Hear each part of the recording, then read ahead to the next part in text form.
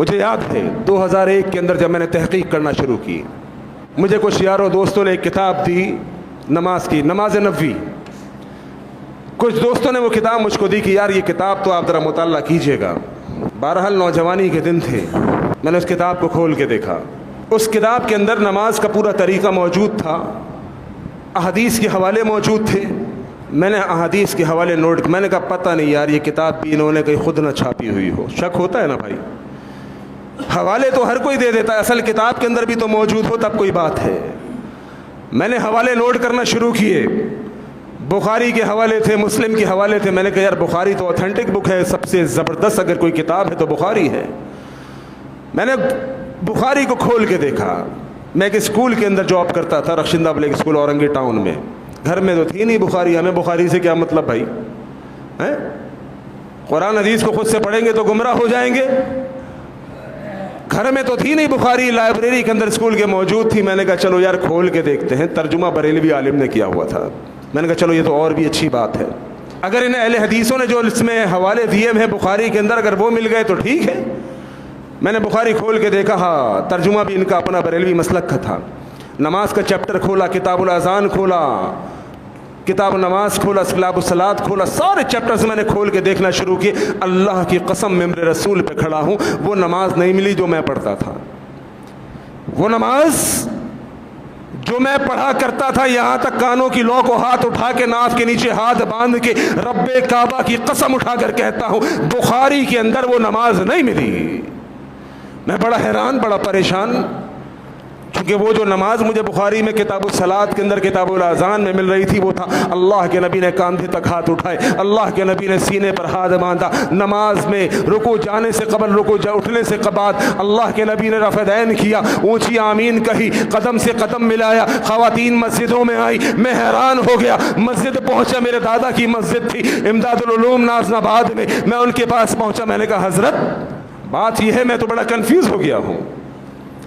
جو نماز میں پوری زندگی پڑھتا رہا، نماز حنفی، وہ نماز مجھے بخاری کے اندر نہیں ملی. حالانکہ آپ سے ہی میں نے سنا ہے کہ بخاری تو بعد از قرآن کے بعد اس دھرتی کے اوپر کوئی صحیح ترین کتاب ہے تو وہ بخاری ہے. حضرت وہ نماز مجھے اس کے اندر کہیں نہیں نظر آئی. مجھے وہ نماز نظر آ رہی ہے جو اہل حدیث پڑھتے ہیں. کہا بات سنو، دلائل ہمارے پاس بہت ہیں، دلائل ہمارے پاس بھی بہت ہیں. یہ دیکھو تم دارالفتاء کے اندر بیٹھے ہوئے ہو، چاروں طرف کتابیں ہی کتابیں ہیں، لیکن ایک بات سنو. میں نے کہا جی فرمائیے. میں نے کہا کوئی عمدہ دلیل دینے والے ہوں گے؟ کہنے لگے ایک بات سنو، بات یہ ہے کہ ایک رات امام غزالی رحمۃ اللہ علیہ کے پاس شیطان آیا. شیطان نے آ کے امام غزالی کو کہا ہے غزالی آج رات تو میرے ساتھ اللہ کی وحدانیت کے اوپر مناظرہ کر. اللہ کی قسم دارالفتاء میں بیٹھا ہوا ہوں، ان کے دلیل کا طالب ہوں، بخاری کی احادیث دیکھ کر آیا ہوں. میں نے کہا بخاری میں ہو سکتا ہے، میں تو ایک عام سا انسان ہوں دنیا دار، چلو یہ کوئی دکھا دیں گے. کوئی دلیل نہیں، ایک قصہ سنا دیا. کہنے لگے ایک دن شیطان امام غزالی کے پاس آیا اور کہنے لگا غزالی آج کی رات اللہ کی وحدانیت پر مناظرہ کر. امام غزالی رحمہ اللہ نے اللہ کی وحدانیت کے اوپر 99 دلائل دیے. شیطان نے 99 کے 99 دلائل کو رد کر دیا. بالآخر غیب سے یہ آواز آئی. کس کے لیے؟ میرے نبی کے لیے نہیں، نبی میں تو وہی اترا کرتی تھی. غیب سے آواز آئی. بھائی غیب سے کون سی آواز آئی؟ کس کی آئی؟ یعنی اللہ نے کہا. بالآخر غیب سے یہ آواز آئی ہے غزالی تو یہ کیوں نہیں کہہ دیتا کہ میں بغیر کسی دلیل کے اللہ کو ایک مانتا ہوں. کہتے امام غزالی نے کہا کہ میں بغیر کسی دلیل کے اللہ کو ایک مانتا ہوں. شیطان وہیں سے رفو چکر بھاگ گیا. میں نے کہا اچھا پھر؟ وہ بیچارہ اپنی دانش میں سمجھا چکا تھا لیکن میری سمجھ نہیں آئی. میں نے کہا پھر؟ کہنے لگا آپ جا کر وہابیوں کو، اہل حدیثوں کو جا کر یہ کہہ دو کہ میں بغیر کسی دلیل کے حنفیوں کو حق اور سچ مانتا ہوں، وہ بھی شیطان کی طرح رفو چکر ہو جائیں گے. میں نے کہا یار یہ تو بڑی حیرانگی کی بات ہے. ایک طرف سے دلیل مل رہی ہے بخاری حدیث قرآن آیت، اور ایک طرف سے یہ بونگیاں مار رہا ہے.